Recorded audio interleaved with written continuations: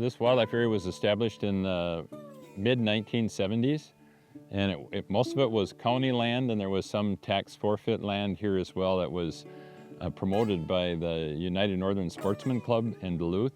And so they convinced the county to transfer the land to the DNR, and so that's when it became a wildlife area. And their main focus was actually wetland management. So there's several waterfall impoundments and a large wetland that's kind of the center of the wildlife area. And then it's surrounded by a lot of forest land, mostly aspen, birch, balsam, but there's also a few stands of nice maple, hardwoods, and even some oak.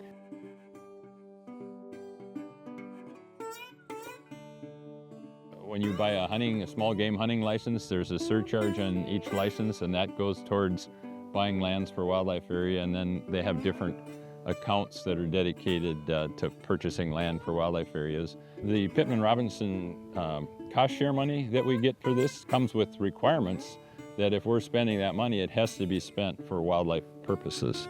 And so that's the nexus there. And so that's the controversy that's going on in the state right now, is that they're seeing that a lot of these wildlife areas that are supposed to be primarily managed for wildlife are actually being managed by the same system that the state uses to manage state forest lands, which is oriented much more towards timber production than wildlife habitat. And so that's why the Fish and Wildlife Service has taken a hard look at how these lands are now being managed.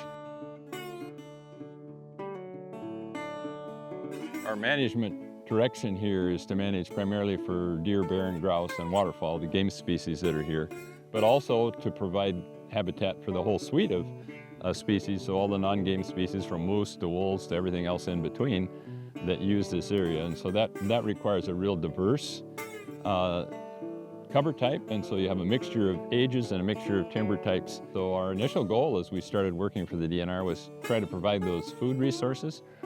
But then when the markets dramatically increased for aspen and other pulpwood, in a very short time we flipped that to the point where now we have limited winter cover and we have vast areas of young forest. And just little pockets here and there doesn't cut it. You need good sized areas of winter cover for the deer to survive. On state forest land, the state forests are managed to really optimize the production of timber for the forest industry. On state wildlife areas, we're trying to optimize the habitat for wildlife, and those are two quite different objectives. We shouldn't be cutting just to provide wood for the timber industry. That's a secondary benefit, but that's not the primary goal. Like north of Duluth, vast areas have been converted to conifers, spruce and red pine. And in either case, you end up, basically it's like corn farming. It's a monoculture of one species, and that isn't a forest. It's probably beneficial to manage on a stand basis because those stands were naturally created by fire and other disturbances. A 100-acre sale isn't necessarily bad if you're kind of replacing a 100-acre contiguous stand. But the key there is then if you're going to do that, then you really need to do a good job on leave trees and leave areas. But the problem is they don't, very seldom do you see where they manage it that way.